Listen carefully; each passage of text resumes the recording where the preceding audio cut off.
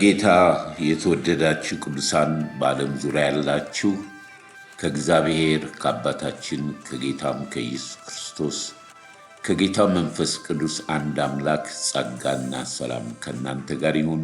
እንደምን አደራችሁ፣ እንደምን ዋላችሁ፣ እንደምን አመሻችሁ። ይህ በየሳምንቱ እየተዘጋጀ የሚቀርበው የክርስቶስ ኢየሱስ ወንጌል ማህበርተኞች ነው።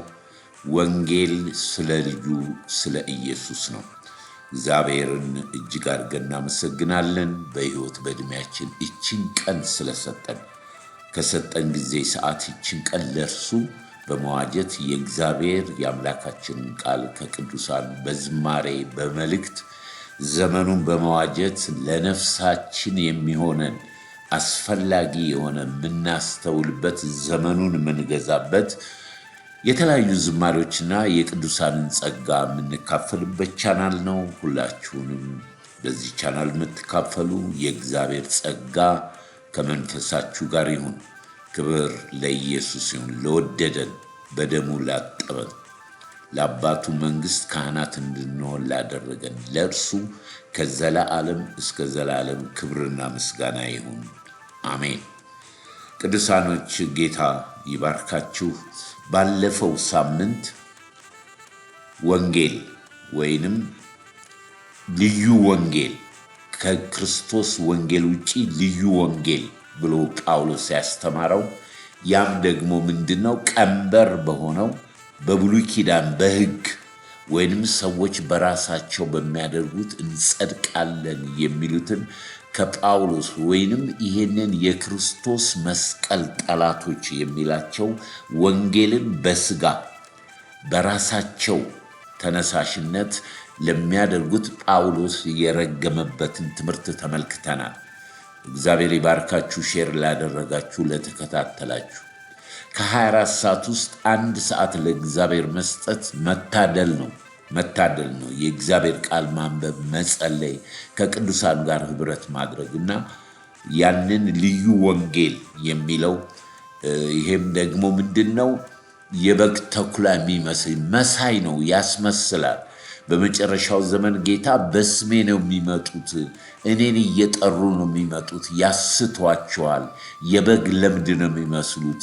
እነርሱ ደግሞ ሐሳባቸው ምድራዊ ነው፣ ምኞታቸው ምድራዊ ነውና ለሆዳቸው የሚያገለግሉ ናቸው፣ ከኔ አይደሉም ብሏል ጌታ። እና እንደዛ አይነት ትምህርቶችን ነው፣ ሰዎች ጋር አይደለም። በሰዎች የሚሰራው መንፈስ ነው የምናየው። ምክንያቱም ሰዎች ክርስቶስ አልቆባቸዋል። ክርስቶስ ስላለቀባቸው ወደ ብሉይ ኪዳን ይሄዳሉ። ያው የብሉይ ኪዳን ስለ ክርስቶስ ነው የሚናገረው፣ ስለሚመጣው የተደበቀ አዲስ ኪዳንን የደበቀ አዲስ ኪዳን ደግሞ ብሉይ ኪዳንን የገለጠ ነው። ስለዚህ ያንን ምስጢር ነው ያየነውና ዛሬ ደግሞ ድንቅ መልእክት አለን። ይሄ ድንቅ መልእክት ደግሞ ከዛሬ 40-50 ዓመት ዋጋ የከፈሉት በወንጌል የታሰሩት ትልቅ ወንድማችን የሆነው ፓስተር መጋቢ ተስፋዬ ጋቢሶ ያስተላለፈውን መልእክት ነው። በጣም ልብ የሚነካ ነው። በዚህ ዘመን ያለን ክርስቲያኖች በስመ ክርስቶስ በስመ ክርስትና በተለያየ ጣዖት አምልኮት ውስጥ ገብቷል። ክርስትና ሰዎች የሚያደርጉትን ወይንም የሚሆነውን ነገር ቆም ብሎ ከመንፈስ መሆኑን የሚመረምር ስለጠፋ ትልቅ ጠቃሚ ትምህርት ስለሆነ እሱን ነው ይዤላችሁ የቀረብኩት። በተለያዩ ዝማሬዎች ትባረካላችሁ። ይህንን ሼር በማድረግ አብራችሁ አገልግሉ። ሼር ማድረግ ለእናንተ ደግሞ አዳዲስ እንደዚህ ነገሮች እንዲመጡ ሰብስክራይብ አድርጋችሁ ቤተሰብ ብትሆኑ ለእናንተ የሚጠቅም ነገር ነው። ከኔ ካለፈ እናንተ ደግሞ ወደ ሌሎች ብታስተላልፉ በረከት ነው። ስለዚህ በሕይወት የሰጠን ይችን ጊዜ የሰጠን አምላካችን እናመሰግናለን። ክብር ሁሉ ለኢየሱስ ይሁን። ወንጌልን ለማዳረስ ሮጡ። ተገዳዳሪዎች እና ተፎካካሪዎችም ደግሞ ነበሯቸው። እነ ጳውሎስ በዘመኑ ተፎካካሪዎች፣ ተቃዋሚዎች እንደው የለየላቸው ተቃዋሚዎች አይደሉም። እዛው መስኩ ላይ አሉ፣ ግን ነገረ ስራቸው ተቃራኒ ነው። የወንጌል መስክ ውስጥ አሉ፣ ወንጌል እያገለገሉ ያሉ ይመስላሉ፣ ግን የነ ጳውሎስን ተግባር የሚያጣጥል ስራ ነው የሚሰሩት። እነሱም ነበሩ። በምን ይለዩ ነበረ? በትምህርታቸው አፈንጋጭነት ብቻ ሳይሆን በተግባራቸውም ከነ ጳውሎስ ይለዩ ነበር። እነ ጳውሎስ ዋጋ እየከፈሉ ሲያገለግሉ፣ እነዚህ ደግሞ ዋጋ እያስከፈሉ ነበር የሚያገለግሉት። ይሄ ነው ልዩነቱ። ያስከፍላሉ። የማስከፈል ችሎታቸው ከፍ ያለ ነው። ለማስከፈል ከተነሱ ከቁጥጥር ስር አድርገው ነው የሚያስከፍሉት። ችሎታቸው ከፍ ያለ ነው። እነዚህ እየከፈሉ ያገለግላሉ። እነዚህ ደግሞ በማስከፈል በጣም በማስከፈል የታወቁ ናቸው። ሐዋርያው ጳውሎስ አይቶ ምን አለ? አንድ ጊዜ ሲጽፍላቸው ስለ ኑሯችሁ በቅንነት የሚጨነቅ እንደ ጢሞቴዎስ ያለ የለኝም አለ። ለፊልጵስዩስ ክርስቲያኖች በጻፈላቸው መልእክት እንደ ጢሞቴዎስ ያለ የለኝም አይደለም። እንደዚህ ነው የገለጻቸው። ጎን ለጎን ይጓዙ ነበረ። እዚያው በአንዱ መስክ ላይ በአንድ መስመር የሮጠ ሁሉ በአንድ ዓላማ እየሮጠ ነው ወይ? ለጊዜው አይታወቅም። ቦታው ሲደረስ ነው የሚለየው። በወንጌል መስክ ላይ ስንት ሯጭ አለ? ስንት ሯጭ። ከዚህ ሁሉ ሯጭ ውስጥ ገሚሱ ዋጋ እየከፈለ ነው ሕይወት ለማዳን የሚሮጥ፣ ገሚሱ ደግሞ ለሕይወት አይደለም። ጥንት ግን ጀማሪዎቹ እነ ጳውሎስ እነ ጴጥሮስ ዋጋ እየከፈሉ በወንጌል የሰውን ሕይወት አተረፉ። ምን እያደረጉ? እየከፈሉ። ሌሎቹ እያስከፈሉ ሮጡ። ቀላል የሆነ ክፍያ። አንዳንድ ቦታ ይሄን ያህል የምትሰጡ በዚህ በኩል ትሰለፋላችሁ፣ ይሄን ያህል የምትሰጡ በዚህ፣ ከዚህ በታች የምትሰጡትን አልፈልጋችሁ ሲባል ይደመጣል አንዳንድ ቦታ። ጌታ ግን ያላትን የመጨረሻዋን ሳንቲም የጣለችውን ሴት አየና ከሁሉ አብልጣ ይቺ ጣለቻል። ሌሎች ሁሉ ከትርፋቸው ነው። ይቺ ግን ንብረቷን ትዳሯን እኮ ነው የጣለችው አለና የእሷን አጉልቶ አወጣ። ህጋዊ ያልሆነ የአመፅ ደሞዝ ይቀበሉ ነበረ። እንደ በለዓም እንዲህ ያለ ጴጥሮስ እነዚህን ሰዎች ባህሪ ሲዘረዘር በሁለተኛ መልእክቱ ምዕራፍ 2 ላይ ቁጥር 15ና 16 ብቻ ላንብብላችሁ። ቅንን መንገድ ትተው ተሳሳቱ፣ የባሶርን ልጅ የበለዓምን መንገድ ተከተሉ። የማንን መንገድ? የበለዓምን መንገድ ተከተሉ። እርሱ ማን? በለዓም የአመፃን ደሞዝ ወደደ ይላል። ነገር ግን ስለመተላለፉ ተዘለፈ። ቃል የሌለው አህያ በሰው ቃል ተናግሮ የነቢዩን እብድነት አገደ ይላል። ቀጥሎ እነ ጳውሎስ ግን ዋጋ ከፍሎ የዋጀንን የክርስቶስን ፈለግ ተከተሉ። የበለዓምን ፈለግ አይደለም፣ የዋጋ ከፋዩን የክርስቶስን ፈለግ ተከትለው ዋጋ ሲከፍሉ ተገኙ። መታሰቢያ ያለው አገልግሎት የማን ሆነ? መጨረሻ ላይ ያለ መታሰቢያ ቀረኩ የነዚያ። ይሄኛው ዋጋ የተከፈለበት አገልግሎት ግን እኛ ጋር ደረሰ። ዘመናትን ዘልቆ ሄደ። ወንጌሉ ማለት ዋጋ በከፈሉቱ ሲያስከፍሉ የኖሩት እርግጥ መታሰቢያ አላቸው። መታሰቢያነቱ በዚህ መልኩ ተጠቅሶላቸዋል እዚህ መጽሐፍ ላይ። ሩጫቸው ከንቱ ሆኖ ቀርቷል። ከንቱ ሆኖ ቀር፣ የትም አልዘለቀም። ልዩነት ያመጣል። ልዩነት በቀኑ መጨረሻ ላይ ልዩነት ያመጣል።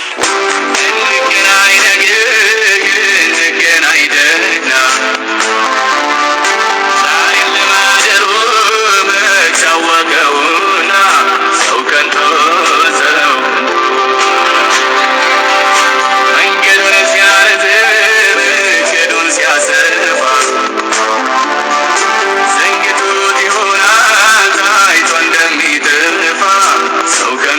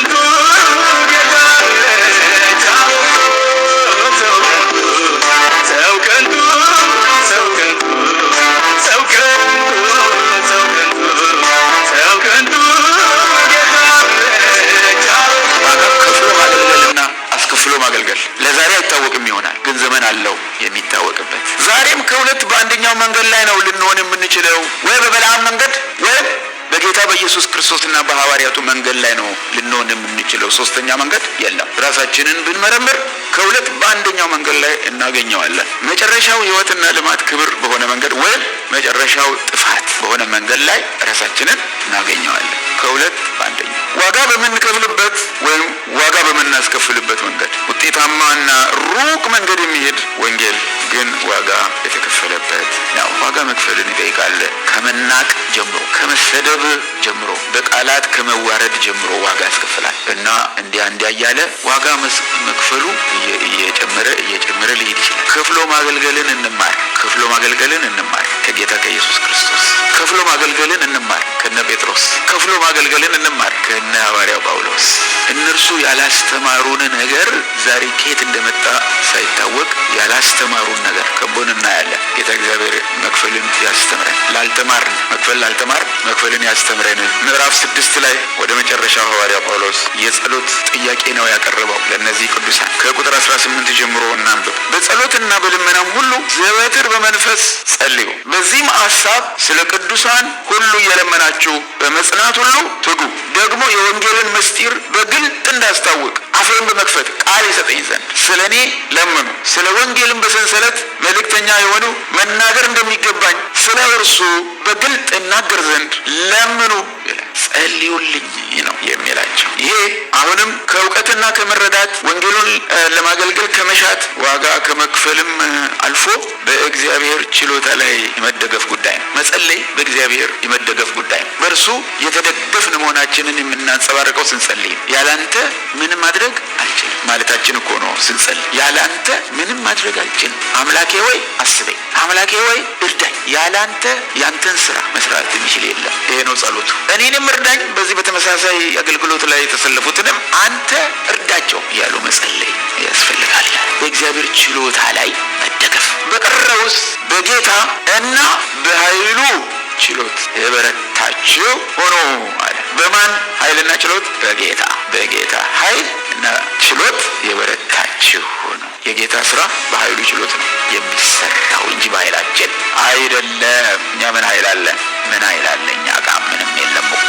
ኃይል የእግዚአብሔር ነው። ስለዚህ ያንን ኃይል ነው የምንለምነው እዚህ ምድር ላይ እንዲገለጥ። የሰዎችን ልብ ያ ኃይል እንዲሰብር፣ ያመፀውን ልብ፣ አሻፈረኝ ያለውን ልብ ያ መለኮታዊ ኃይል እንዲሰብር፣ ለንስሐ እንዲያበቃቸው ሰብሮ ማለት ነው። እልከኝነትን ሰብሮ ወደ ንስሐና ወደ እምነት በውጭ ያሉትን ሰዎች እንዲያመጣ ነው የሚጸልየው። እግዚአብሔር በኃይሉ ከፍ ያለ ነገር ያደርጋል። በመንፈሴ እንጂ በኃይልና በብርታት አይደለም ይላል እግዚአብሔር አምላካችን ቃል። በመንፈሴ መለኮታዊ ኃይል ሲመጣ እልህኛ ይሰበራል። የወንጌል ስራ በመንፈስ ቅዱስ ኃይል ነው።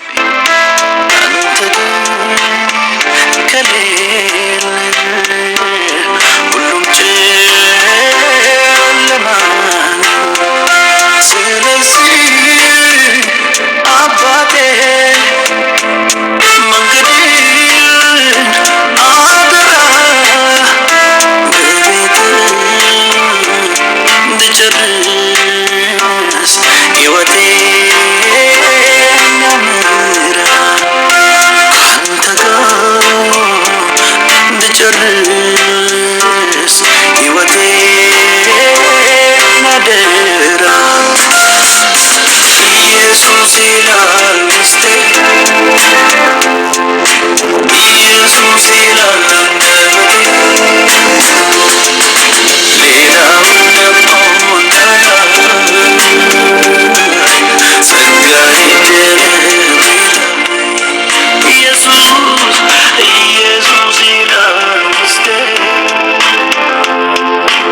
ኢየሱስ ይላል አንደበቴ፣ ሌላውን ደግሞ ጸጋ ይደረግ። ውጤት የሚያመጣው በመንፈስ ቅዱስ ኃይል፣ በሰብአዊ ኃይል አይደለም። በአእምሮ ችሎታም ሄድን ያለ አይደል። ሰው የሚነካው በመንፈስ ቅዱስ እና ይለወጣል፣ ተለውጦ ይቀራል። እና ጸሎት ይህንን መለኮታዊ ኃይል መለመኛ መንገድ ነው። አልችልም፣ አንተን የምትችለው ከሰው አእምሮ በላይ የሆነ ስራ በሰው ነፍስ ውስጥ ማከናወን የምትችል አንተ ነህ። ስለዚህ እባክህ የተባለ ነው የሚጸለየው። ለራስም ለሌላው ጸሎት ያስፈልጋል። ስለሚያስፈልግ ነው ጸልዩልኝ ያለው ሐዋርያው ጳውሎስ። መጸለይ በጸጋው የመደገፍ መገለጫ ነው። በሰው የማስረዳት ጥረት ላይ የእግዚአብሔር እጅ የመንፈስ ቅዱስ ስራ ሲገለጥ አገልግሎቱ ለውጥ ያመጣል፣ ውጤታማ ይሆናል። ስለዚህ ውለታ እንደተባለለት ወገን የተረዳነውን እውነት ወንጌሉን ለመግለጥ እንትጋ። ማን ያስረዳናል የሚሉ ብዙዎች ናቸው። አሁን መረዳት ፈልጋል። በጎውን ማን ያሳየናል ብለው አፍ አውጥተው የሚሉም አሉ። ግን የብዙዎቹ ነፍስ እንደዚህ የምትል ተጨቁና ነው እንጂ የብዙዎቹ ነፍስ እንደዚህ ያለች የምትጮህ ነች። ወደ እውነት ማን ያደርሰኝ ሆነብኝ፣ ባዶ ሆነብኝ ሁሉ ነገር። ወደ እውነት ነፍስን ወደሚያሳርፍ እውነት ማን ያደርሰኛል የሚሉ ብዙ ናቸው። እግዚአብሔር አምላክ ኢሳይያስን ባገኘው ጊዜ በዛ በታላቅ መገለጥ ነክቶት በለወጠው ጊዜ አንድ ጥያቄ አምጥቶ ነበር። ማንን እልካለሁ ማንስ ይሄድልናል የሚል። ማንን እልካለሁ ማንስ ይሄድልናል? እግዚአብሔር ከላይ እንደዚህ ሲል ከስር ደግሞ በጎውን ማን ያሳየናል የሚሉ ብዙ ናቸው። እውነቱን ማን ይነግረኛል የሚሉ ብዙ ናቸው። ለመልሱ ደግሞ እኛ ነን ያለ ነው። ጌታ ሆይ እኔን ላከኝ ለማለት እኔ እንደዚህ አይነት ጥያቄ ከላይም ከታችም ከመጣ ፍቃድ ከሆነ እኔ ልንል ይገባል። ጥያቄዎች ወዳሉበትም ወደ ሌሉበትም እንላካለን። እግዚአብሔር አምላክ ወንጌሉን ገላጮች አድርጎ ይላከን። ወንጌሉን አድበስባሽ ከመሆን ይጠብቀን። ይልቁንም ገላጭ አድርጎ እግዚአብሔር አምላክ ይጠቀምብን።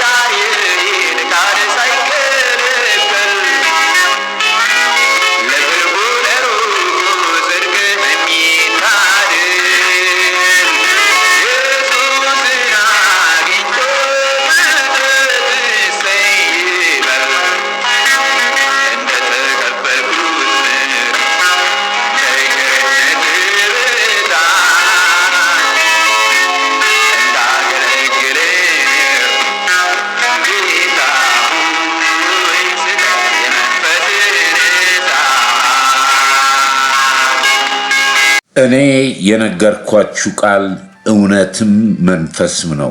በቃሌ ኑሩ አለ ጌታ። ክብር ለኢየሱስ ይሁን።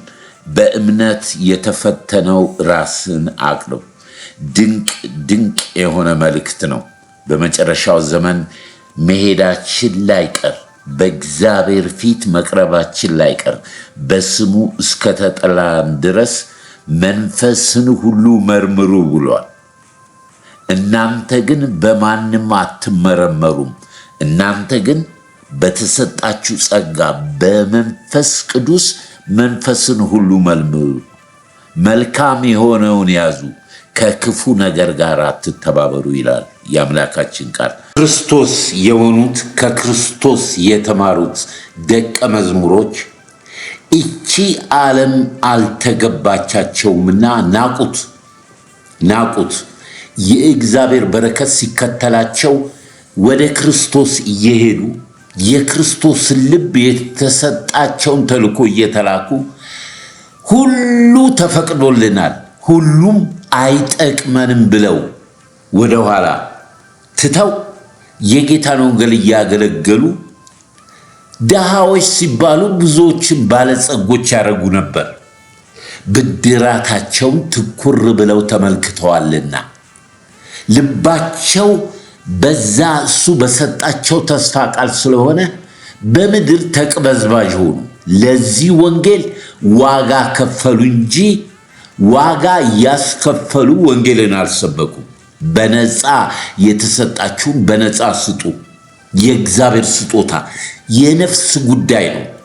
ዛሬ ብዙዎች በሚመስል በመሰለኝና በደሳለኝ የሚሄዱ አገልጋይ ምዕመን እንደ ጉድ የተፈለፈለበት ዘመን ነው። እንጠንቀቅ። የቤቴን ጉድ የኔን ጉድ የነገረኝን መሲሁን ክርስቶስን አገኘሁት አለች። ጥያቄ አለኝ። ክርስቶስን አግኝታችኋል?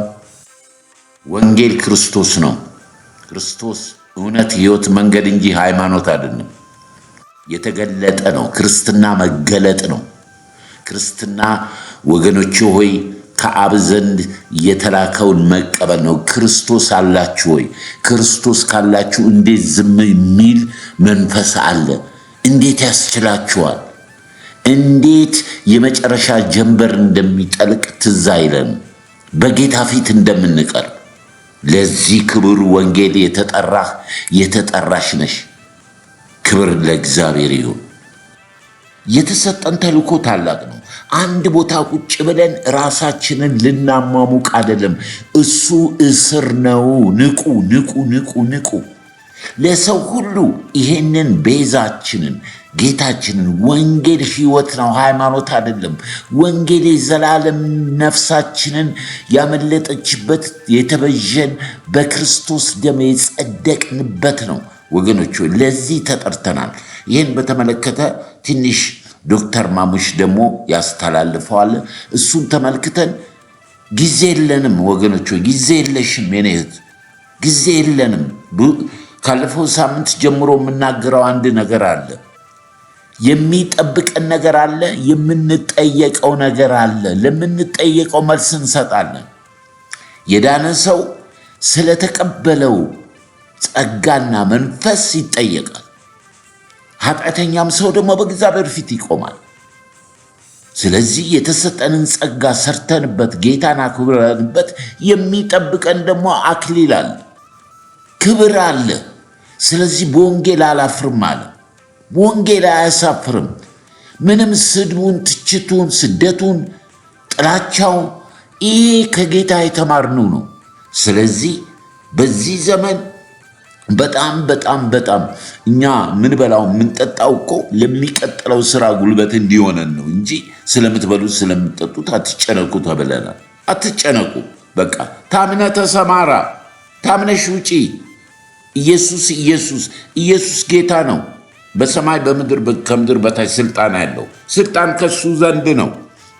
ይህን ደግሞ ሰጥቶናልና ያንን በተመለከተ አጠር ነገር ሰምተን እንጨርሳለን። ክብር ሁሉ ለኢየሱስ። የመረጠን የወደደን የጠራን እርሱ ነው። ካለ እኔ ምንም ልታደርጉ አትችሉም አለ። ደግሞ የተስፋ ቃል አለን እኮ እስከ ዓለም ፍጻሜ ድረስ እኔ ከእናንተ ጋር ነኝ ብሏል። ስለዚህ ለምን እናፍራለን? ኢየሱስ ያድናል።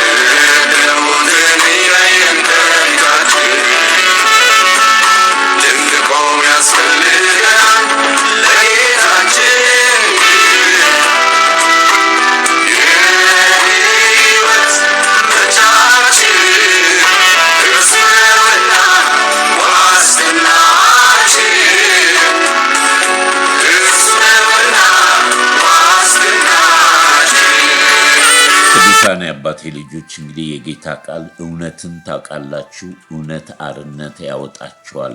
እውነት ደግሞ ጌታ ራሱ ነው። ይህንን ለሌሎች ሼር በማድረግ አብረን እናገልግል። ቅዱሳኖች እንግዲህ ሁላችንም በአሁኑ ሰዓት ላይ በዓለም ላይ ሰዎች ስላሉበት ሳይሆን ስለሚመጣው ነገር እየተጨነቁ ነው። የዓለም ክፋት፣ የኑሮ ውድነት፣ ጦርነቱ፣ የፍቅር መቀዝቀዝ፣ ጥላቻው በእግዚአብሔር ሐሳብ ደግሞ ስናይ እግዚአብሔር ዓለምን በሙሉ በልጁ በክርስቶስ ኢየሱስ ሊጠቀልል ነው። በዚህ ላይ ሁለት መንፈሶች አሉ። የዓለም መንፈስ፣ የዓለም ዜና፣ የዓለም ወሬ አለ። ዓለምም ይሰማዋል። የእግዚአብሔር የሆኑ ደግሞ የእግዚአብሔርን ቃል ይሰማሉ። በዚህ በሁለቱ እውነትና ውሸት፣ ብርሃንና ጨለማ ይለያል። ስለዚህ የኛ ህይወት የምንኖረው የምናስበው ነገር ምድራዊ በቃ በዚህ ላይ ሆነ ክርስትና ስም ብቻ ሆኖ እንዳይቀር። በራዕይ መጽሐፍ ስም ያላት ቤተክርስቲያን ነበረች። ነገር ግን ምን ሞታለች፣ የሞተች ነች። በክርስቶስ ህይወት የሰጠን ሊመጣ ያለውን የእግዚአብሔርን ክብር ልንገልጥ አሁን በተለያየ መከራ ችግር ብናልፍ ሊገለጥ ካለው ክብር ጋር ስናስተያየው ምንም እንዳልሆነ እንቆጥረዋለን። ሊመጣ ያለው ክብር ታላቅ ነው። ለዛ ነው ጌታ በምድር ያስቀመጠን። ስለኛ እሱ ይጨነቃል። እኛ ግን ለተሰጠን ጥሪ መትጋት፣ የተፈተነ እምነታችንን ማቅረብ አለብን። አብርሃም በእምነቱ ተፈትኗል። ነገር ግን የጠራውን እግዚአብሔር አልተጠራጠረም። ታማኝ ስለሆነ እንደሚፈጽመው አውቆ በዚህ ምድር ላይ ምጻተኛ ሆኖ ኖረ። ከተማን አይቶ ብድራትን አይተው ብዙዎች ወገኖች ሆይ ክርስትናችን አሁን በደረስንበት በዓለም እንደምናየው አይደለም። እያንዳንዳችን ለተጠራንበት ጥሪ ቆመን ተክተን በእግዚአብሔር ጸጋና መንፈስ የቀን ሕይወት ኑሯችንን እየኖርን ከቅዱሳን ጋር ኅብረት አድርገን የተሰቀለውን ክርስቶስ እግዚአብሔር በየዘመኑ ቅሬታዎች አሉት።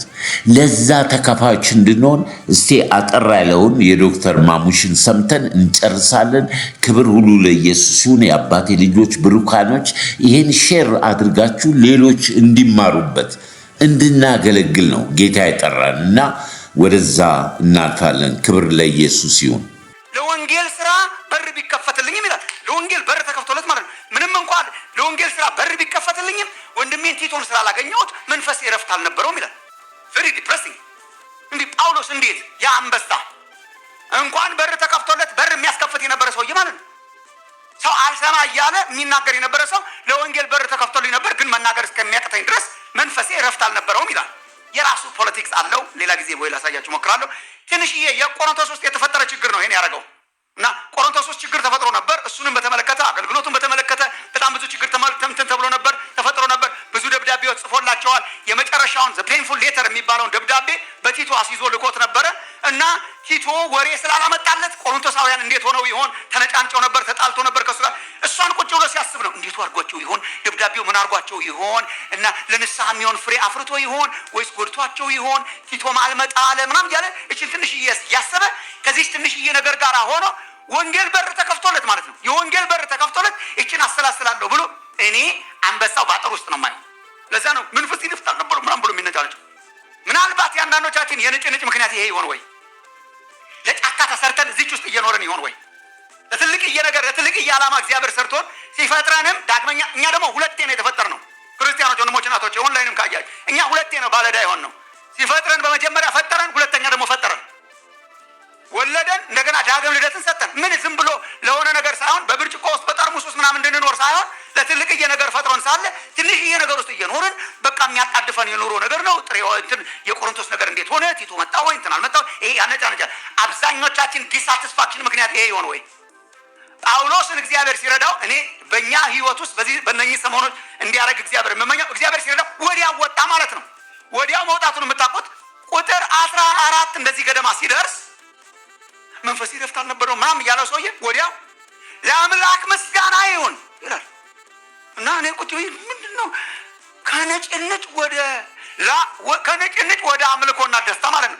የተከፈተልኝን በር መጠቀም አልቻልኩም፣ በጣም መንፈሴ በጣም ታውቋል ሲል የነበረው ሰውዬ ለአምላክ ምስጋና ይሁን ይላል። እዛችሁ ቁጥር ላይ ምን ሆኖ ነው ስትል ከዙ ወጥቶ ነው። መውጣት ያርግላችሁ እግዚአብሔር እና ከዙ ወጣና ከዛች ከአንበሳ ግቢ ወጣና ምን ማሰብ ጀመረ? ወዲያው ለአምላክ ምስጋና ይሁን ይላል። ምን አስቦ ነው ያላችሁ እንደሆነ ነገር ግን ይላል ወዲያው ነገር ግን ዞትር ድል በመንሳቱ በክርስቶስ ድል በመንሳቱ ለሚያዞረን ይላል ዘው ላይ ድል በመንሳቱ ለሚያዞረን በእኛም ፍሩአስ በእኛም በየስፍራ ሁሉ የእውቀቱን ሽታ ለሚገልጥ ለአምላክ ምስጋና ይሁን ብሎ በየስፍራ ሁሉ የእውቀቱን ሽታ ስለመግለጥ ያስባል። እሱን ሲያስብ አንበሳው መጣ ማለት ነው። ህይወት ተገናኘች ከተፈጠረችባት ታሪክ ጋር። ዙ ውስጥ አትቀመጡ ወንድሞች እናቶች። እኛ እንጀራ በልተን ደሞዝ አግኝተን እንድንሄድ የተጠራን ሰዎች አይደለንም። ፔሪየድ። ይሄ ያነጫ እግዚአብሔር መጀመሪያ ፈጥሮ በክርስቶስ ኢየሱስ ዳግም ልደትን ሰጥቶ እንዴት በትንሽ ኢየሱስ ውስጥና ኑሮን አሸንፌ ለመኖር ብቻ እንዴት ኖራለሁ? ይሄ ያነጫነጫል። ይሄ እረፍት አልነበረውም። እሱ ነው ወጣ ብለን ሰፋ ብለን ማሰብ አለብን። ዓለም ከምትጥልልን ትንንሽዬ ነገር ወጥተን በትልቁ በሰፊው መስክ ላይ እንድንኖር ነው እግዚአብሔር የጠራን ነው። አሁን ኤፌሶን 1 ላይ እኛ እኮ በጣም ባለዳ ነን። ኤፌሶንን ስለተማርን በጣም አለ። ኤፌሶን 1 ላይ ዓለም ሳይፈጠር በፊት በክርስቶስ ቅዱሳን እንድንሆን መረጠን ይላል። እስቲ የተመረጣችሁ እጃችሁን አንሱ። እኔ ይሄው ታዲያ ሳልመርጥ የመረጥከኝ ብዬ ዘመርኩ። ለዚህ ነው የኔ መዝሙር አይደለም ግን ዘምራለሁ አንዳንዴ። መረጠን ይላል። ያው ዓለም ሳይፈጠር በፊት በሰማያዊ ስፍራ በመንፈሳዊ በረከቱ ላይ ባረከን የጌታችን የኢየሱስ ክርስቶስ አምላክና አባት ይባረክ ይላል። ኦኬ ምን አደረገን? መረጠን ይላል። ወረድ ብሎ የኃጢአት ይቅርታን ሰጠን ይላል። በክርስቶስ ኢየሱስ በደሙ የተደረገ ቤዛነታችንን አገኘን ይላል። እኛ እኮ በጣም ብዙ he invested a lot እኛ ላይ እግዚአብሔር ኢንቨስት ተደርጎባቸዋል። ምን አደረገን? መረጠን ይላል። ምን አደረገን? በክርስቶስ በደሙ የተደረገ ቤዛነታችንን አገኘን ይላል። ርስትን ተቀበለን ይላል። እንዴ በጣም እኮ እየበላን እየጠጣን ጭጭ እኮ በጣም ነውር ነው። ይሄ ሁሉ በልተን ዓለም ሳይፈጠር መረጠን። በክርስቶስ በደሙ የኃጢአትን ይቅርታ ተቀበልን። ርስትን ደግሞ ተቀበልን ይላል። የርስታችን መያዣ በሆነ በመንፈስ ቅዱስ ታትማችኋል ይላል። ይሄ ሁሉ ተቀበለን ለምንድን ነው? ዋይ ኦል ዲስ ኢንቨስትመንት ለምንድን ነው ስትሉ ኤፌሶን የተማራችሁ ሰዎች እኮ ትዝ ይላችኋል። ለክብሩ ምስጋና እንሆን ዘንድ ነው። 3 ጊዜ ለክብሩ ምስጋና ነው። ዘሪ ጫካ አለ እግዚአብሔር ይጠራል። እግዚአብሔር ይቀስቅሳችሁ ወንድሞች ናቸው። ለክብሩ ምስጋና እንሆን ዘንድ ነው፣ እንድናሳየው እንድንገልጠው። ለሱ ነው እግዚአብሔር የጠራና የሚያነጫንጨው ህይወት ተልእኮ የሌለበት ህይወት ነው። ሰፋ አድርገን ስናስብ ግን ነፍስ ከዓላማዋ ጋር ትያያዛለች። ስራ የምትሰሩ ሰዎች ትሆኑ ይሆናል፣ ወይም የምታሰሩ ሰዎች ትሆኑ ይሆናል፣ በተለያየ ተማሪዎች ትሆኑ ይሆናል፣ በምንም ቦታ አስተማርቶን ይሆናል። our primary purpose እሱ አይደለም። our primary purpose ስንሰራም ሳንሰራም የክርስቶስ የእውቀቱ ሽታ መሆን፣ ህይወትን ማጋባት ማራባት ይሄ ነው። ለዚህ የተጠራ ነው። በተነካንበት ለመንካት ሰዎች በጣም እኮ ጉንፋን እንኳን በአቅሙ ሲይዝ እኮ ይጋባል። እንዴት ነው ህይወት የማይጋባው? ጉንፋን እናጋባለን። ለምን ደግሞ አናጋባው? ህይወት ውስጣችን ካለ ለምን ደግሞ ይሄ እኮ መጸለይ አለብን። ከሌለ ከህይወታችሁ ለምን ነው ህይወት ማናጋባው? ለምን ነው ህይወት ማናጋባው? ለምን ነው ክርስቶስን ማናጋባው? ለምን ነው ማንመሰክረው? ወደዚህ እንድንመጣ ነው ጥሪያችን። በእነኚህ 2-3 ሳምንታት የምንጠራችሁ ሚሽናል ሶሳይቲ እንድንሆን የምንናገር እንድንሆን። ሚሽናል ስንል ደግሞ I want to be very clear በሚመጡት ቀናት ዛሬም ጨምሮ ሚሽናል ስንል እኛ እግዚአብሔር የባረከን ሚሽናል ሶሳይቲ ስላደረገን ነው። ለላስቱ 3 years እኔ በጣም እግዚአብሔርን አመሰግናለሁ። ሚሽናል ሶሳይቲ ነን። ምን ማለት ነው? ልከናል፣ እንልካለን፣ እየላክን ነው። በጣም አሁን የሚሽን ዊካችን እየደረሰ ስለሆነ እነግራችኋለን። ደግሞ በዚህ ዓመት እየሰራ ያለው እግዚአብሔር ገንዘባችሁን ኢንቨስት እያደረጋችሁ ሚሽነሪዎች ልከን እነሱ ወንጌል እየሰበኩ ነው። አብያተ ክርስቲያናት እየታነጹ ነው። ትልልቅ ቴሪቶሪዎች እየተወረሱ ነው። ክብር ለእግዚአብሔር ይሁን። ይሄ ሚሽናል ሶሳይቲ የኛ እገዛ ከነርሱ ህይወት ጋር አንድ ላይ ሆኖ የሚሰራው ስራ ተአምር ነው። ተመስገን ነው። በጣም ብዙውን የሰጡት እነሱ ናቸው ህይወታቸውን። እኛ ደግሞ ትንሽዬ ነገር አረግንላቸው። የእግዚአብሔር መንግስት እየሄደ ነው። ሚሽንስ ነው ይሄ። ረክተን ቁጭ ብለን እንዳይሆን እግዚአብሔር የጠራን ሰው እንድንልክ ሳይሆን እኛ እንድንሄድ ነው። እኛም ደግሞ እንድንሄድ ምን ማለት ነው? አዲስ አበባ ላይ በየመስሪያ ቤቱ በየካፌው እኛም እንድንለፈልፍ የሚያወራ እንድንልክ ሳይሆን ብቻ ሳይሆን እኛ ራሳችን እንድናወራ እንድንመሰክር ተጠርተናል። ወደ እርሱ እግዚአብሔር እንዲቀሰቅሰን ነው ለማነሳሳት ትንሽ ነገሮችን ፕሪንሲፕሎችን ለመናገር ሞክራለሁ። ላስት ዊክ አይተናል። ሂዱ ነው። ማቴዎስ ወንጌል የሚያክል ወንጌል ያለቀው ሂዱ ነው። ኑ ብሎ ሂዱ ብሎናል። አሜን ነው። ኑ ሲለን ከርሞ ሂዱ ብሎናል። ኢንቴሊጀንት ወደ ዓለም ሁሉ ሂዱ፣ ተናገሩ፣ ደቀ መዛሙርት አፍሩ፣ በአብ በወልድ መንፈስ ቅዱስም እያጠመቃችሁ አይደንቲቲ እየቀየሩ አይደንቲቲ ማስቀየር ነው። ላስቱ ያየነው በአብ በወልድ መንፈስ ቅዱስም እያጠመቃችሁ ያዘዝኳችሁን ሁሉ እንዲፈጽሙ እንዲታዘዙ እያስተማራችሁ ደቀ መዛሙርት አፍሩ። ይሄ ነው የእግዚአብሔር ውቅያኖሱ። ይሄ ነው። አኳሪየም ውስጥ አትኖሩ። ውቅያኖሱ ይሄ ነው። ጫካው ይሄ ነው። ዙ ውስጥ አንኖር። ምን ወደ ዓለም ሁሉ ሂዱ፣ ታዲያስ ወንጌል ስበኩ፣ ታዲያስ ደቀ መዛሙርት አድርጉ። ለዚህ ነው እግዚአብሔር የጠራን። ይሄ ሁሉ ኢንቨስትመንት ኢን ዘ ጎስፔል ማቲው ይሄ ነው። ኢየሱስ መጣ፣ ተወለደ፣ ስለኛ ተሰቀለ፣ አስተማረ፣ ሞተ፣ ተነሳ። ኦል ዲስ ኢንቨስትመንት ኢዝ ናው ጎ ስፕሬድ አድርጉ ነው። ለዚህ ነው እግዚአብሔር የጠራን ነው። ላስት ዊክ ያየነው ዛሬና ነገ ምናልባት የአብዛኞቻችን ጥያቄ ይሆናል በሚል ነው። ምናልባት መጀመሪያ ደረጃ ከእንትን እንዳትነሱ አደራችሁ። ከጸጸት፣ ከጊልት፣ ከኩነኔ ስሜት መነሳት። ዛሬ ድረስ ምንም አልመሰከርኩም፣ ጉዴ ነው። ይሄ አይሰራም። በሰው ህይወት ውስጥ የማይሰራ ነገር አንዱ ጊልት ነው። ጊልት አይሰራም።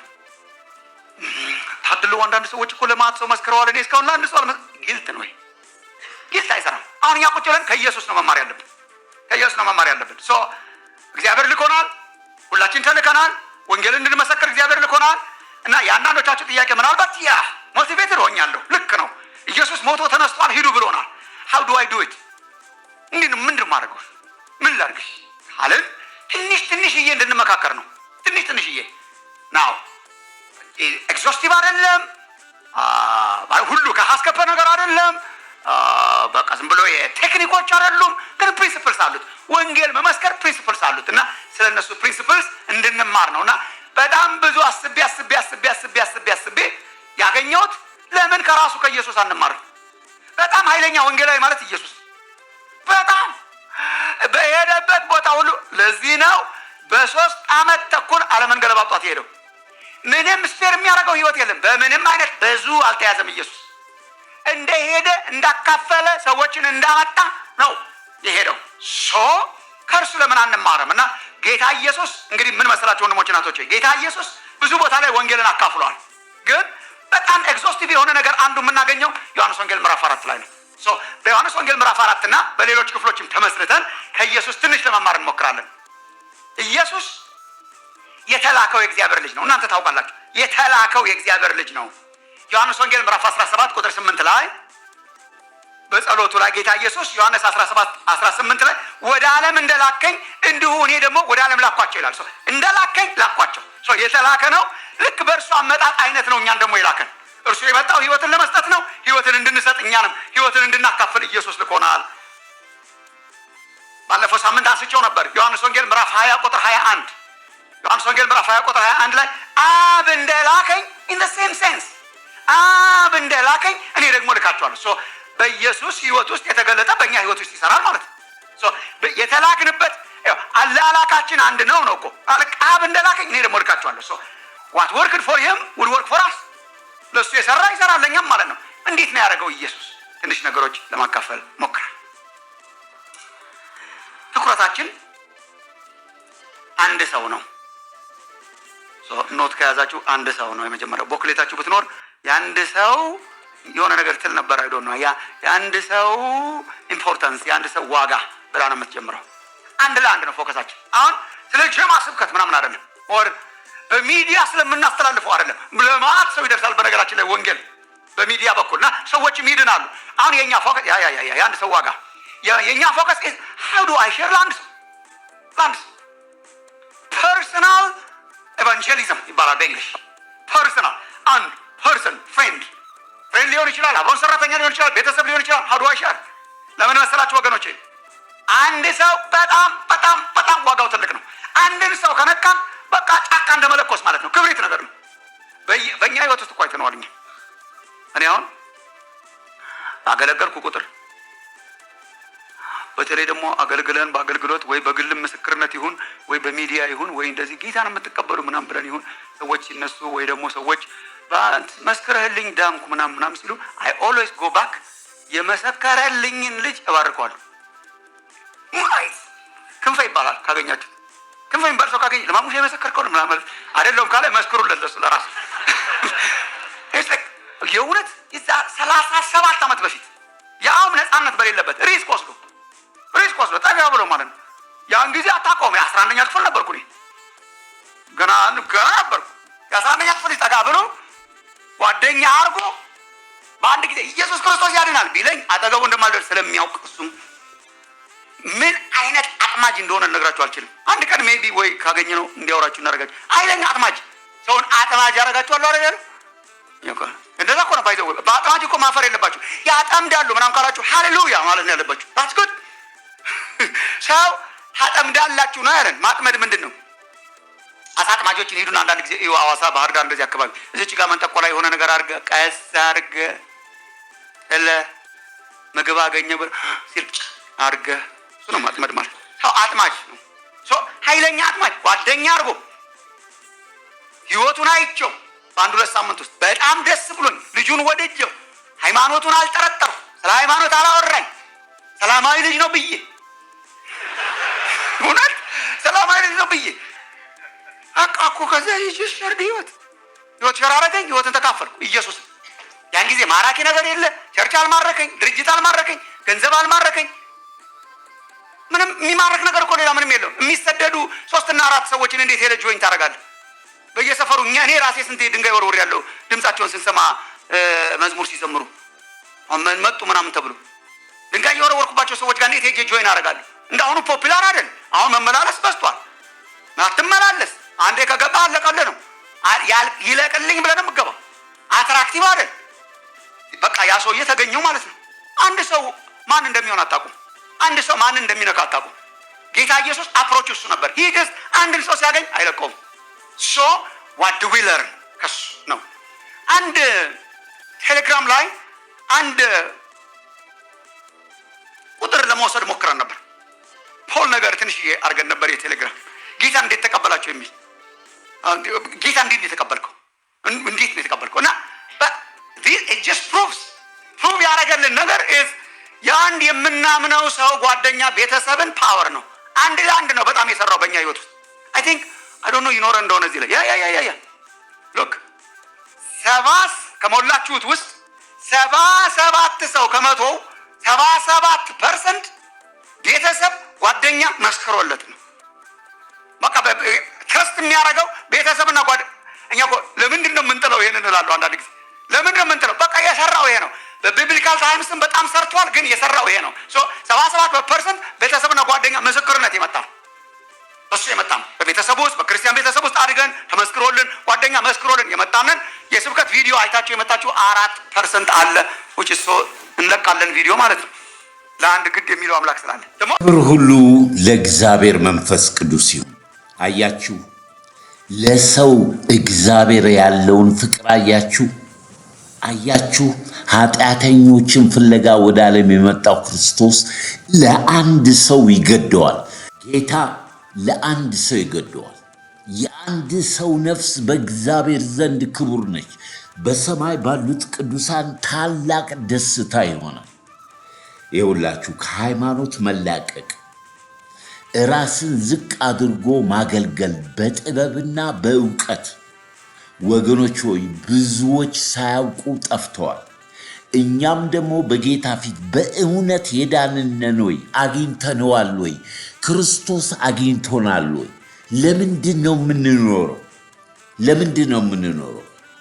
ለሆድ ለዚች ምድር ዝም ብለን የክርስትና ስም ለጥፈን ወገኖች ሆይ ይቆጨናል መጨረሻ ላይ። ለምን መሰላችሁ? የተሰወረው ሁሉ ይገለጣል። አሁን ይብላችሁ ክርስትና መገለጥ ነው። በብሉይ ኪዳን የተሰወረው መሲህ፣ በአዲስ ኪዳን የተገለጠው ክርስቶስ ፍጹም ሰው ፍጹም አምላክ እንደሆነ ይችን ዓለም ሊገዛ የሚመጣ አምባሳደሮች ነን ለመመስከር ለአንድ ነፍስ ይገደናል የተላክ ነው።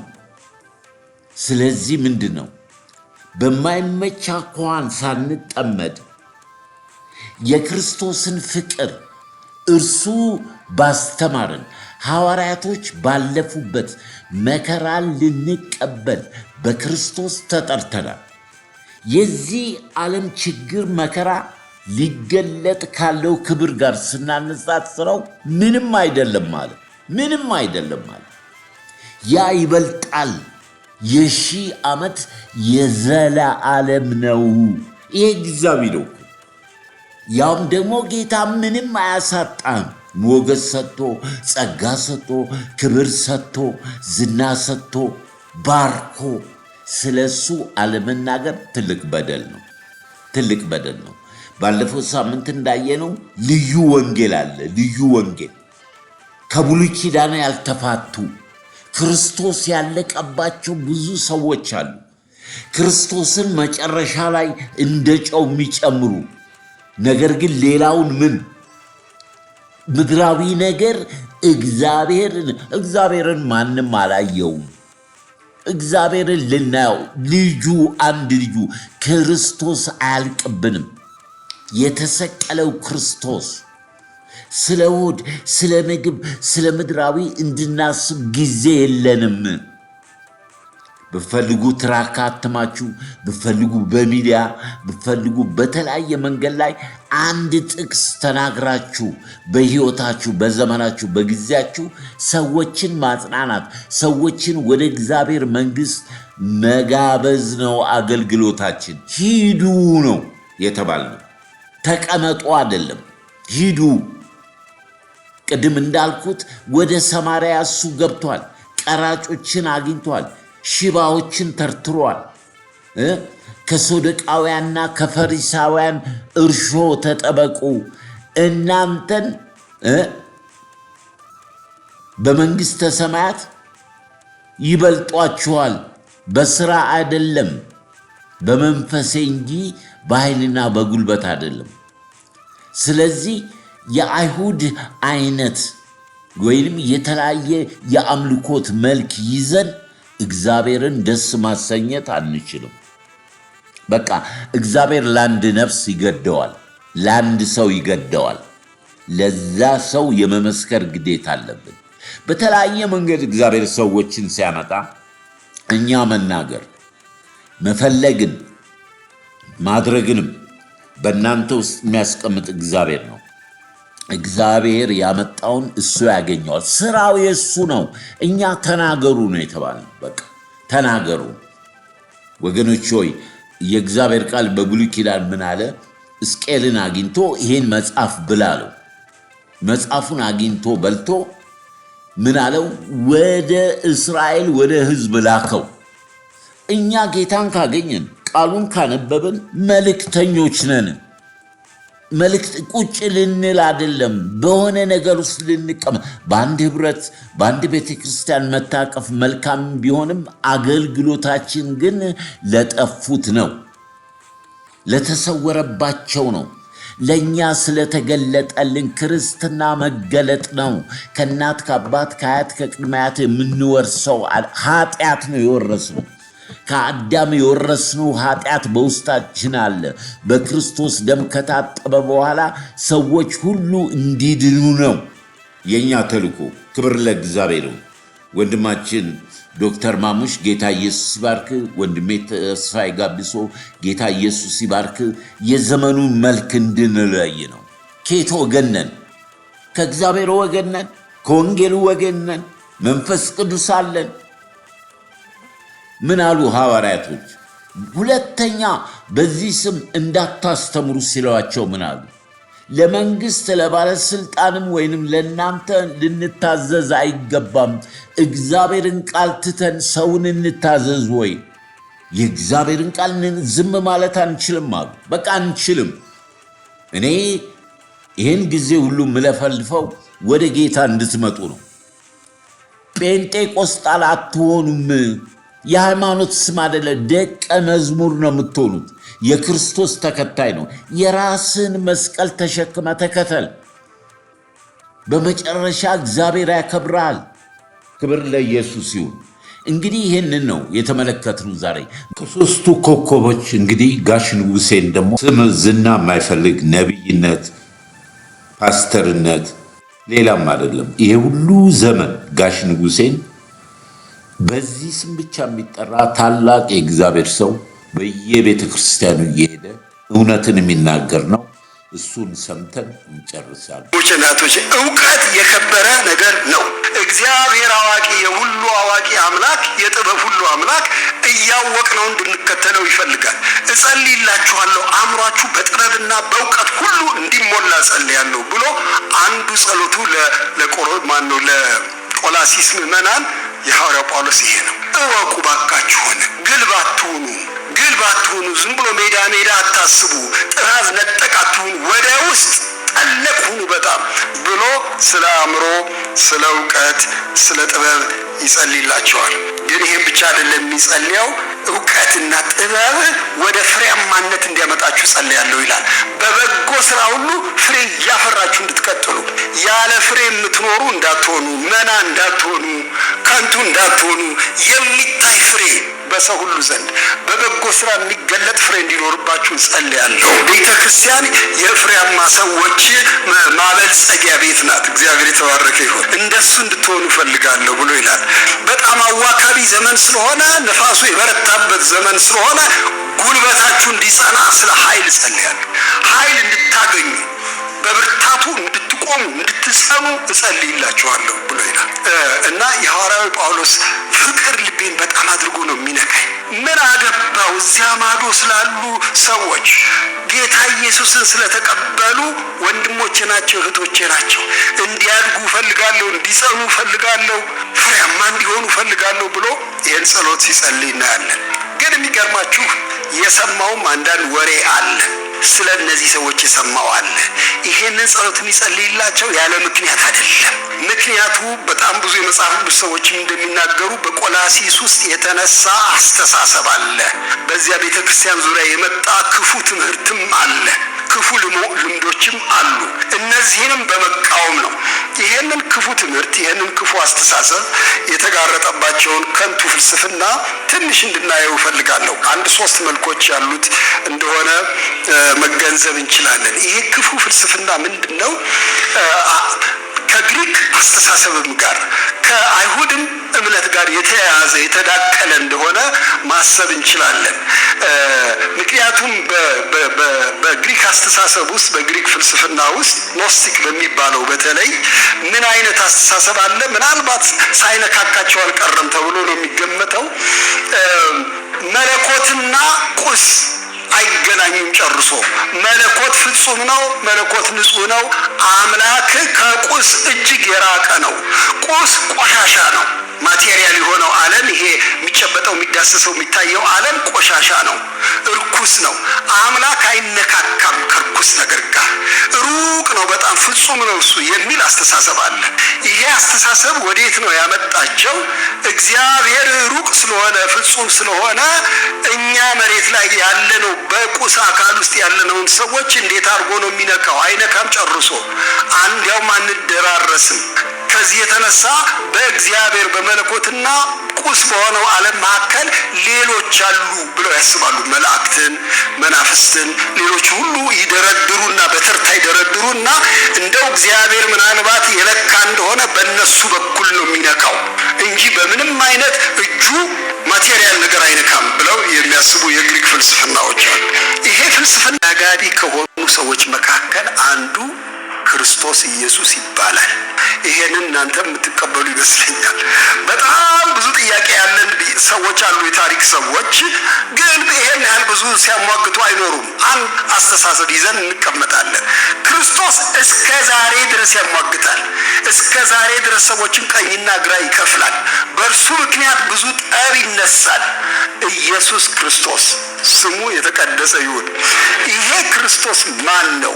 ሐዋርያው ጳውሎስ የሚለን የፍጥረት ሁሉ ገዢ ነው። እግዚአብሔር የተመሰገነ ይሁን። እዚህ በስነ ፍጥረት ውስጥ ነው የሚነግረን ያለ የአንድ 5 ነገሮችን በዚህ አቅጣጫ ላነሳ እፈልጋለሁ። አንደኛ እሱ የሚለን የማይታይ አምላክ ምሳሌ ነው። አምላክ አይታይም። አምላክ በሰው ምርመራ አይታወቅም። ነገር ግን የእርሱ ምሳሌ ሆኖ የመጣ መድኃኒታችን ኢየሱስ ክርስቶስ አለ። እርሱ የማይታይ አምላክ ምሳሌ ነው ብሎ ይለናል። በእነዚህ ቅድም ባልኳችሁ የግሪክ ፍልስፍና ውስጥ ይሄ የማይታይ አምላክ በምንም አይነት አይደረስም ብለው የሚያስቡ ሰዎች ስለሆኑ የለ በልጁ በኩል ይደረሳል። ልጁ ይወክለዋል። ይሄ ምሳሌ ነው የሚለው ቃል ምናልባት 1-3 ሀሳቦችን ሳይዝ አልቀረም። ብዙ ሰዎች እንደሚናገሩት አንዱ ምሳሌ ነው ማለት መሳዩ ነው ማለት ነው። አምላክን መሳይ ነው ክርስቶስ ማለት ነው። ሁለተኛ ወኪሉ ነው። እሱ ባይኖር እዚህ ክርስቶስ ካለ እሱ እንዳለ እንቆጥራለን። ይወክለዋል ማለት ነው። ሶስተኛ አይታይም፣ እሱ ይገልጠዋል ማለት ነው። ገላጩ ነው፣ ወኪሉ ነው፣ መሳዩ ነው እና ይሄ የማይታይ አምላክ ምሳሌ ኢየሱስ ክርስቶስ ነው ብሎ ይላል። ይህን አስተሳሰብ በሌሎች የመጽሐፍ ቅዱስ ክፍሎች ታገኛላችሁ። እናንተ በተለይ የዕብራውያን ጸሐፊ ይህንን ጥሩ ቋንቋ ተጠቅሞ ነው የሚያስቀምጠው። ዕብራውያን ምዕራፍ 1 ላይ እሱን ባነሳላችሁ አልጠላም። እንዲህ ይላል፣ እግዚአብሔር ተናገረ በብዙ መንገድ ለአባቶቻችን በነቢያት ተናገረና ዓለማትን በፈጠረበት በልጁ በዚህ ዘመን መጨረሻ ለእኛ ተናገረን ይላል። አያይዞ ስለ እርሱ ማንነት እንዲህ ይላል፣ እርሱም የክብሩ መንጸባረቅ እና የባህሪው ምሳሌ ሆኖ ሁሉን በስልጣኑ ቃል እየደገፈ ኃጢአታችንን በራሱ ካነጻ በኋላ በሰማያት በግርማው ቀኝ ተቀመጠ። እግዚአብሔር የተባረከ ይሁን። በጣም አስደናቂ ሁሉ የአዳም ስህተት ይዞት ወደቀ ወደ ጥፋት ማንም እንዳይድን ይህን ቢረዳ ሊከፍለው መጣ ለኃጢአት ዕዳ ወይ ለኔ ዕዳ የኃጢአት ደሞዝ ነውና ሞት ሞቴን ሞተልኝ ሰጠኝ ሕይወት ኃጢአት ተሻረ ከእኔ ላይ በፈሰሰልኝ ጎልጎታ ላይ ቀራንዮ ላይ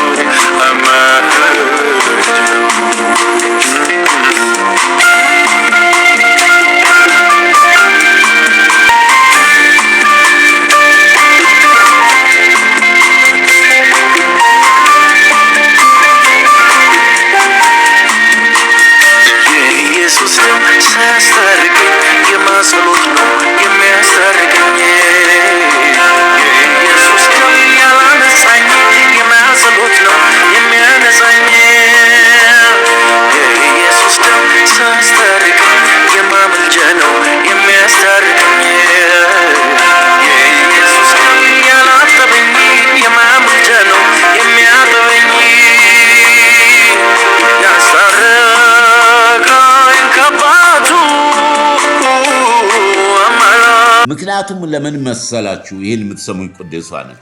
በመጨረሻው ዘመን የዚህ ዓለም ገዢ ክፉ መንፈስ የሚያምኑትን ሁሉ ያስታል።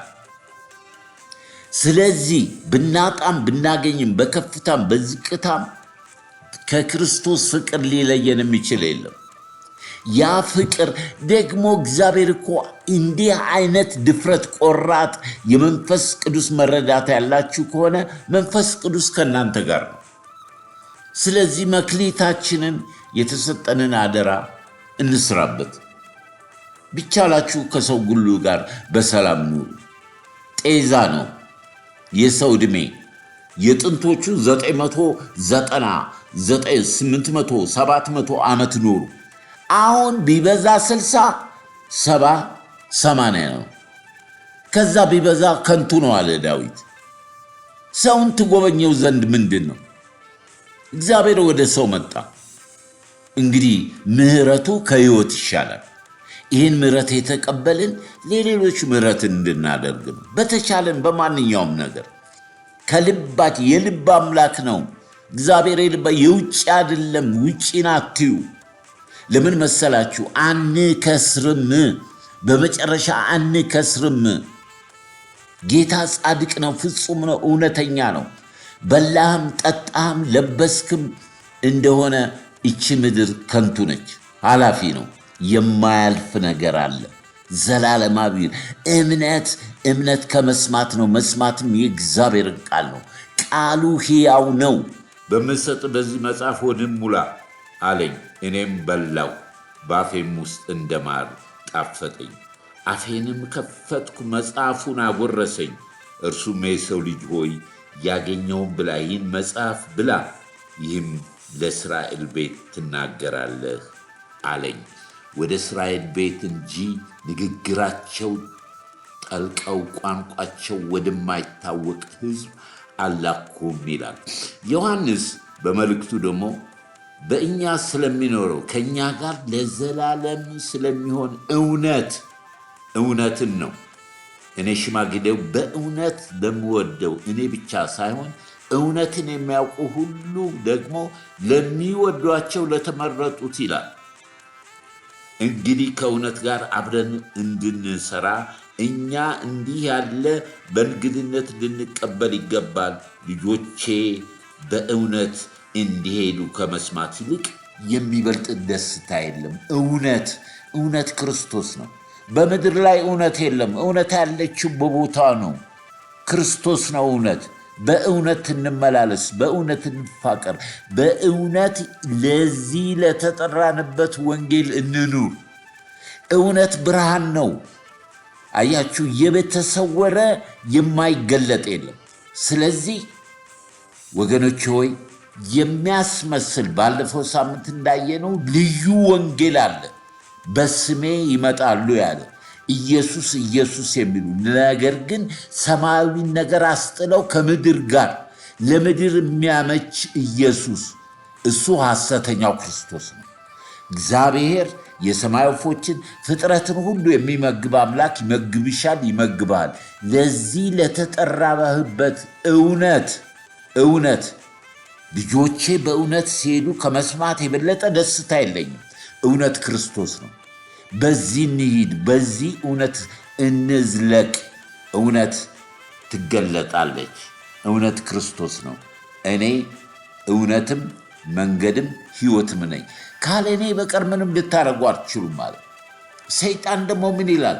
ትችላለህ ይልሃል እኮ፣ ትችያለሽ፣ አንቺ እንዲህ ብታደርጊ፣ አንተ እንዲህ ብታደርግ ያለ እግዚአብሔር መንፈስ በራስ አቅም ክርስትናን የሚኖሩ ሞልተዋል። ነገር ግን በመንፈሴ እንጂ በኃይልና በጉልበት አይደለም። ወገኖች ሆይ ሩጫዬን ጨርሻለሁ አለ ሐዋርያ ቅዱስ ጳውሎስ። አደራዬን ጠብቄያለሁ። ልሄድ ከክርስቶስ ጋር ልኖር በእውነት እናፍቃለሁ አለ። ብኖር ግን ለእናንተ ነው የምጠቅመው። በእውነትና በመንፈስ ተመላለሱ። ክብር ለእግዚአብሔር ይሁን።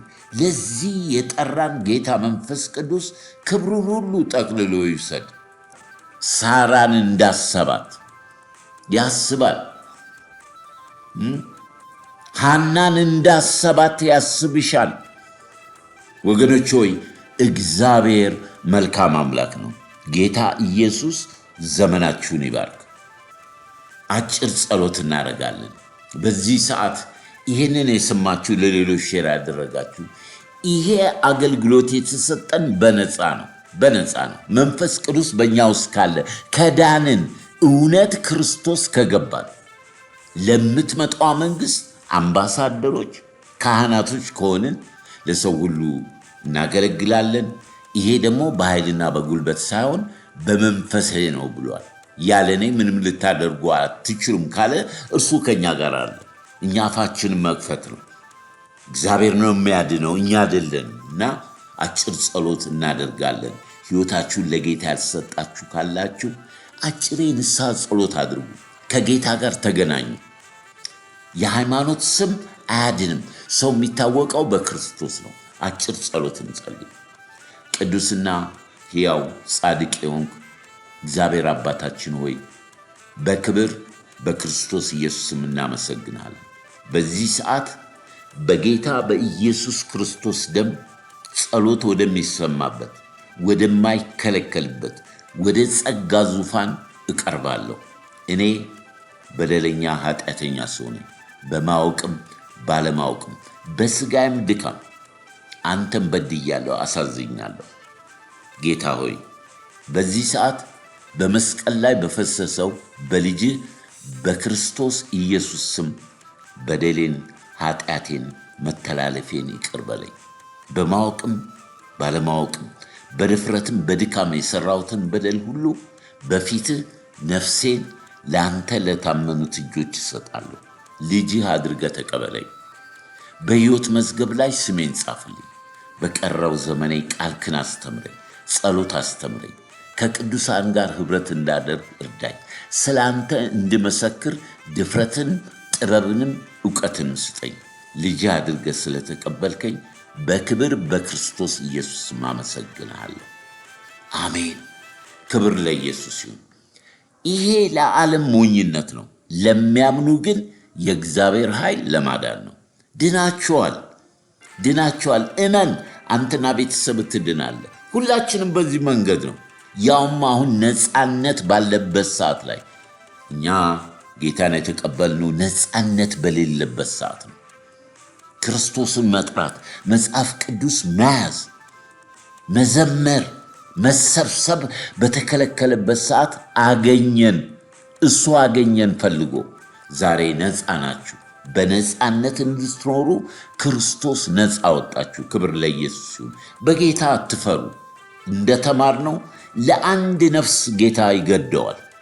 በቤታችሁ በጓደኞቻችሁ ለጊዜው ልትነቀፉ ልትጠሉ ትችላላችሁ። ስለ ክርስቶስ መጠላት ክብር ነው። እኔን እንደጠሉኝ እናንተንም ይጠሏችኋል ተብሎ ተጽፏል። ክብር ነው። ስለዚህ በርቱልኝ። የጌታ ጸጋ ከመንፈሳችሁ ጋር ይሁን። ቅዱሳን አባቴ ልጆች፣ በዓለም ያላችሁ ክብር ለኢየሱስ ይሁን። ለምን መሰላችሁ? ዘመኑ ክፉ ነው። በውስጥም በውጭ ያለውን ዓለምንም ሁሉን ነገር ማስተዋል የሚገባን ዘመን ነው። ነገር ግን ለታመንክበት እስከ ሞት ድረስ የታመንኩን የተፈተነ ራስን አቅርብ። ክርስትና ፈተና፣ ስደት፣ መከራ አለበት። ያለፈውን እየተውን በፊታችን ያለውን ለመያዝ እንዘረጋለን። ኢየሱስ ክርስቶስ ጌታ ነው። አልጥልም፣ አልተውም፣ እኔ ካንተ ጋር ነኝ ያለው የአብርሃም አምላክ ታማኝ አምላክ ነው። የዳዊት አምላክ ታማኝ አምላክ ነው። ብዙዎች ደክመዋል፣ ብዙዎች ወድቀዋል። ጌታ ግን ታማኝ ነው። ቃሉ ግን ታማኝ ነው። አይተውሽም፣ አይጥልህም። ጌታ በነገር ሁሉ መከናወንን መሳካትን ይስጣችሁ። ለዚህ ወንጌል እንነሳ፣ እንታጠቅ። ይሄ ልብ ካላችሁ ጌታ ከእናንተ ጋር ነው። ዘመን አልቋል፣ ጌታ ይመጣል። ስለዚህ ቅዱሳን አባቴ ልጆች ይህንን ሼር በማድረግ አብረን እናገልግል። በክርስቶስ ፍቅር ወዳቸዋለሁ። ዘመናቸው የተባረከ ይሁን። እግዚአብሔር አባቶች ስለነበረን ጊዜ እናመሰግንሃለን። በሕይወት በዕድሜያችን ይህን ቀን ስለጨመርክልን፣ በሰጠን ጸጋ ከቅዱሳን እንድንካፈል ልብ እንድንል፣ ያለንበትን ቆመን እንድናስተውል፣ ከኛ የምትፈልግብን የምትጠብቀውን ነገር ደግሞ እንድናሟላ የሚቀሰቅሰን የማንቂያ ቃል ስለሰጠን ጌታዊ እናመሰግናለን። አሁንም ጌታዊ በፊት ነን ያለ ነው። አንተ የወደድከውን በሕይወታችን ሥራ። እግዚአብሔር ሆይ እነሆ ልባችን ባለበት በዛ ነውና አንተ ስትሠራ እኛ ያንተ ገንዘቦች እንሆናለን። በራሳችን ጉልበት የምናደርገው የለምና ቅዱስ መንፈስና ጸጋ ይርዳን። አባት ሆይ ስለነበረን ጊዜ እናመሰግናለን። ከፀሐይ መውጫ እስከ መግቢያው ድረስ ክብር ሁሉ ተጠቅልሎ ለስም ይሁን። ማራናታ አሜን። ጌታ ኢየሱስ ሆይ ና